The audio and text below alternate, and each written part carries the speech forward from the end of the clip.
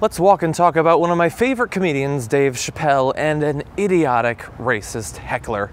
If you've been watching this channel for a couple of years, I've done videos about heckling and Dave Chappelle before, and how much I hate the fact that these hecklers are keeping him from coming back to the point where he was when he was on top and things were right in the world. Well, this most recent heckler wasn't just heckling him, he was heckling him in a very racist way. In fact, he threw a banana peel at him as he was performing in Santa Fe back in March. This is a Christian Englander, a 31-year-old, who said, you know, he's an artist. He wasn't doing it to be racist. He was just doing it to prove some sort of point. In fact, he said, to me, it wasn't a violent act, and I never meant to hurt anyone. In comedy, you get heckled. It seems to me that comes with the job. You heckle to engage. It puts the comedian on the edge. It puts them on their toes. He was eventually taken to a police station, and Dave Chappelle followed him there and said that it was a racist act.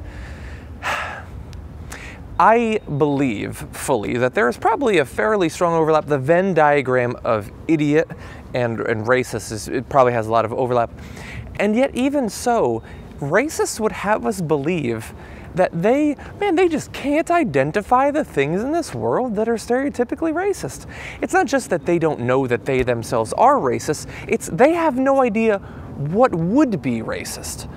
You know, you put up a picture of somebody eating a watermelon or something like that, or, you know, Obama swinging from a tree like a monkey or something like that. All of these images, they never thought about it.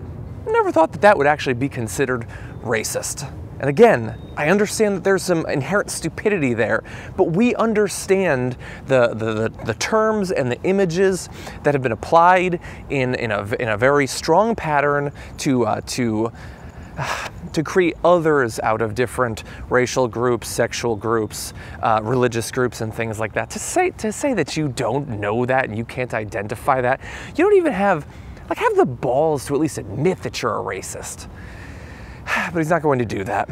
Now, I don't know what's going to end up happening with this guy. I don't know is it a crime to throw a banana at someone? I don't know. Apparently, it can't be that serious of a crime because this particular guy has done it before. He's thrown it at other African-American performing artists and has gotten away with it. Now, if you're Dave Chappelle, this is probably not the worst sort of heckling you've had to deal with. For some reason, especially considering his history of people going on the street and bothering him and things like that, he's had to deal with it a lot. And I think some people see it as sort of a challenge that, considering all the heckling that he's had to deal with in the past, they want to be the one to take it the next step. And as I've said before, and I'll say it again, it's a damn shame because I want him to be comfortable performing. I want him to do HBO specials and eventually go back to doing movies and maybe someday doing Chappelle's show again. But that's unlikely to happen in an era where people are they're hoping to be the next person who ends up in a viral video heckling some comedian or throwing banana peels at him or whatever. That's a damn shame, because that would be pretty damn amazing to have him back.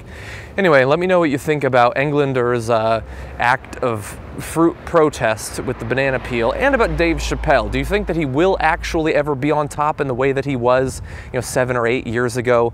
Let me know, and we'll walk and talk another time.